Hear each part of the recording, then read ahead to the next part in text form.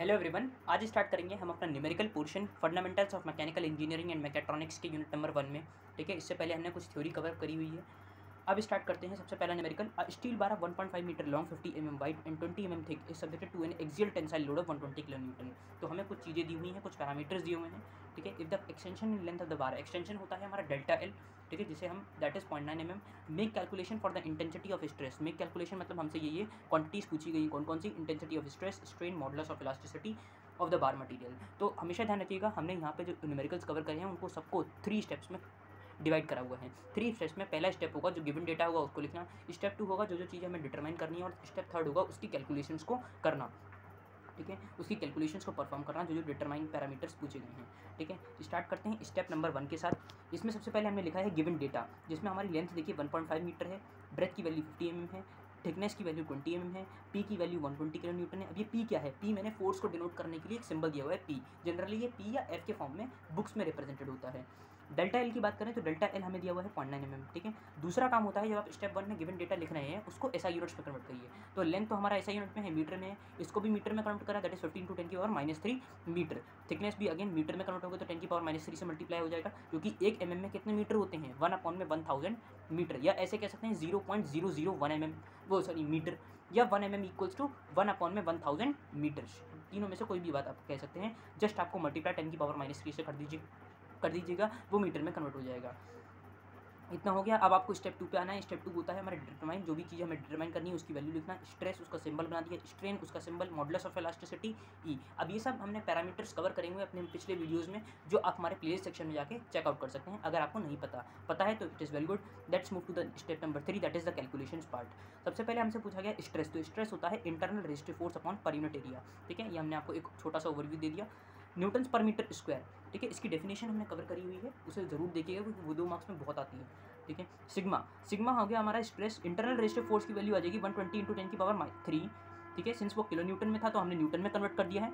ठीक है, ये देखिए 120 kilo newton that is converted to newton into 10⁻³ divided by area जो होता है वो हमारा हमेशा ब्रेथ इंटू टाइम थिकनेस होगा, सॉरी। ठीक है, ब्रेथ इंटू थिकनेस। ठीक है, तो ये हमारा क्या हो जाएगा, सिंस हमारा ये टेंसाइल लोड है तो इसमें हमारा एरिया जो है वो ब्रेथ इंटू थिकनेस है, तो बी इंटू टी। तो देखिए वही मैंने करा है, B into T that is 50, breadth की वैल्यू हो गई 20, थिकनेस की वैल्यू हो गई, मल्टीप्लाई कर दिया 10⁻⁻6 से। क्यों करा? क्योंकि इसका 10⁻³ इसका 10⁻³ मल्टीप्लाई होगा तो ये 10⁻6 हो जाएगा। ठीक है, तो बस वही मैंने यहाँ पे कर दिया है, दैट इज सिग्मा की वैल्यू एक निकाल दी है।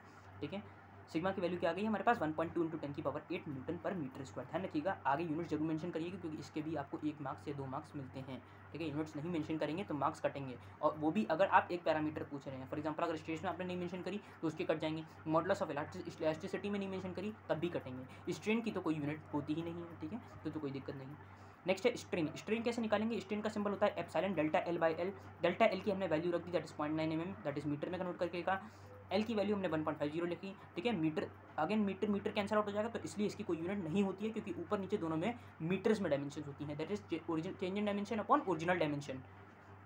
तो एप्सिलॉन की वैल्यू हमारी आ गई 0.6 × 10⁻³ ठीक है, अब आगे बढ़ते हैं मॉडुलस ऑफ इलास्टिसिटी के ऊपर। तो हमने पढ़ा था यंग्स मॉडुलस या हुक्स लॉ के अनुसार कि जो हमारा स्ट्रेस होता है वो डायरेक्टली प्रोपोर्शनल होता है स्ट्रेन के, और यहाँ पे जो हमारा कांस्टेंट लगता है वो लगता है मॉडुलस ऑफ इलास्टिसिटी। तो वहाँ से हमारी रिलेशन डेवलप हुई थी E = stress upon strain. Clear हो गया? मॉडुलस ऑफ इलास्टिसिटी, स्ट्रेस की वैल्यू हमने रख दी दैट इज न्यूटन पर मीटर स्क्वायर में, और स्ट्रेन की जो वैल्यू होगी उसकी तो कोई यूनिट ही नहीं होगी, तो फाइनल जो यूनिट आएगी वो किस में आएगी? न्यूटन पर मीटर स्क्वायर में आएगी।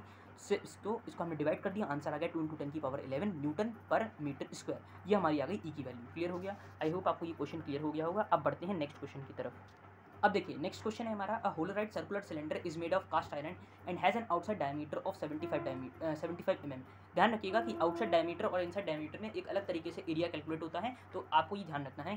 ठीक है, the cylinder measure 600 mm thin length and is subject to an axial compressive load. पिछले वाले में एक्सियल टेंसाइल लोड था, यहाँ पे कॉम्प्रेसिव लोड है और 50 किलो न्यूटन, जिसको हम P से रिप्रेजेंट कर देंगे। And neglecting any possibility of lateral buckling in the cylinder, हमने कोई भी लेटरल बकलिंग को इसमें नेग्लेक्ट करा हुआ है। Determine the normal stress and the shortening in the length of the cylinder. ठीक है, तो हमसे स्ट्रेस पूछा गया है, वो भी नॉर्मल स्ट्रेस और शॉर्टनिंग इन द लेंथ। ठीक है, that is delta L. Clear हो गया? नेक्स्ट है कि इसमें हमें इलास्टिसिटी, मॉडुलस ऑफ इलास्टिसिटी दिया हुआ है कास्ट आयरन के लिए, that is 100 giga pascal. GPa लिखा होता है, गीगा पास्कल इसको हम पढ़ते हैं, और 1 गीगा पास्कल में 10⁹ पास्कल्स होते हैं, जो मैंने यहाँ पे लिख रखा है। अब वही करेंगे, step number 1, step number 2, step number 3 में बांटेंगे। तो स्टेप नंबर 1 में आगे गिवन डेटा क्या क्या दिया हुआ है, D नॉट या DO है, ये D नॉट नहीं है, DO दिखा रहा है outside diameter, that is 75 mm, metre में कन्वर्ट कर दिया। मैंने क्या कहा, पहले आप गिवन डेटा लिखिए और उन सबको उनके SI नोट्स में कन्वर्ट करते चले जाइए। तो DO की वैल्यू आ गई। सिमिलरली E की वैल्यू 100 × 10⁹ आ जाएगा, क्यों, क्योंकि 100 गीगा पास्कल दिया हुआ है और 1 गीगा पास्कल में क्या होते हैं, 10⁹ पास्कल हो जाते हैं। कि हमने आगे रीजन लिख दिया। DI की value that is inside diameter 60 mm, इसको कन्वर्ट कर दिया मीटर में। अगेन आया हमारे पास LP, तो जब हमने LP निकाला तो देखिए L की वैल्यू हमारे पास है 600 mm, तो दैट इज 600 × 10⁻³ हो जाएगा, ठीक है।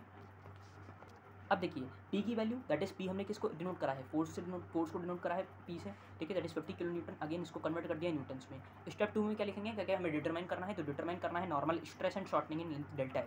तो स्टेप 2 हो गया। अब स्टेप नंबर 3 पे आएंगे, दैट इज कैलकुलेशंस, ठीक है। ये स्टेप क्यों कर रहा हूँ मैं, स्टेप क्या करता है, आपके प्रॉब्लम को ईजी करता है, ठीक है। कई बार आपने अगर स्टेप नंबर 3 नहीं परफॉर्म करा हुआ है तो स्टेप नंबर 1 और 2 से आप कुछ गेन मार्क्स कर सकते हैं।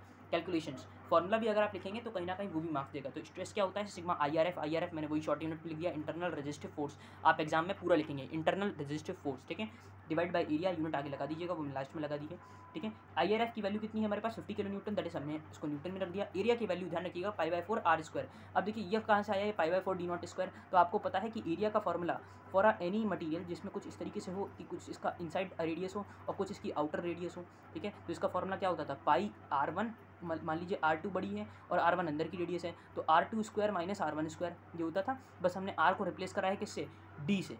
तो R की रिलेशन क्या होती है, रेडियस डायमीटर का क्या होता है, हाफ होता है। तो बस हमने वही कर दिया है π/d/2 का होल स्क्वायर। अब यहाँ पे आएगा D0 क्योंकि आउटसाइड रेडियस है, और DI का स्क्वायर/2 ये आ जाएगा हमारे पास। सिमिलरली जब इसका स्क्वायरिंग होगी तो ये पूरा 2 हमारा बाहर निकाल सकते हैं, दैट इज π/4, और ब्रैकेट में D0² - DI² रह जाएगा, ठीक है। तो that is the formula where I have used this formula here in this area section, ठीक है। π/4 DO² - DI²। अगेन हमारे पास इंटरनल रेजिस्टिव फोर्स की वैल्यू आ गई, एरिया की वैल्यू आ गई π/4, D0 की स्क्वायर की वैल्यू आ गई, ठीक है, DI की वैल्यू आ गई। सिमिलरली मतलब इतना सब हमने जब लिख लिया, सारी वैल्यूज़ रख दी, इसके बाद आपको सिर्फ कैलकुलेशंस परफॉर्म करनी है जो आप कैलकुलेटर की हेल्प से करेंगे। पाई की वैल्यू आप रखेंगे 3.14, ध्यान रखिएगा 3.14 की वैल्यू रखिएगा, इसके अलावा कुछ भी यूज़ मत करिएगा, generally it is used for, ठीक है, फॉर सॉल्विंग द न्यूमेरिकल्स। अब सिग्मा की वैल्यू हमारे पास कितनी आ जाएगी, ये आ जाएगी हमारे पास सिग्मा की वैल्यू 3.145 × 10⁻⁷ Nm/m²।